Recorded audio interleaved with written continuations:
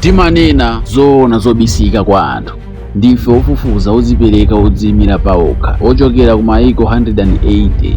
Timachita kafukufuku wa magulu osiyanasiyana omwe palibe bungwe kapena bungwe lililonse pa dziko lapansi lomwe lingachithe kuchita nawo.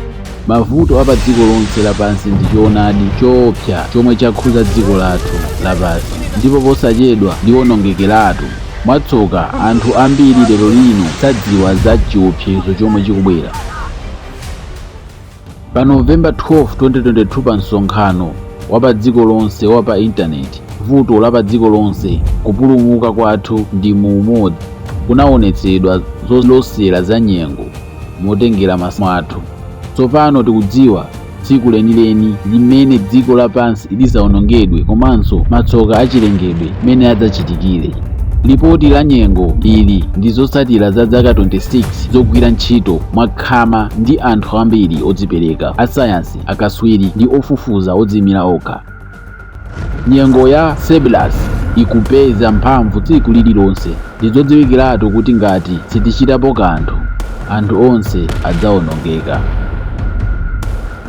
Pa Epulo 22, 2023 pa msonkhano wapadziko lonse wa pa intaneti wotsatira wakuti vuto la padziko lonse pali njira yopulumukira, mudzaphunzira zimene zidzachitike pa dzikoli chaka cha 2036 chisanafike, ndiponso chifukwa chake kuwonongedwa kwa dziko lapansi si chinthu choyipitsitsa chimene anthu angachite. Adzayenera kukumana kwa angotsala zaka zochepa kuti zisinthe zochitika. Tidakali ndi mwayi, koma kuti tiugwiritse ntchito anthu onse ayenera kuphunzira za izo.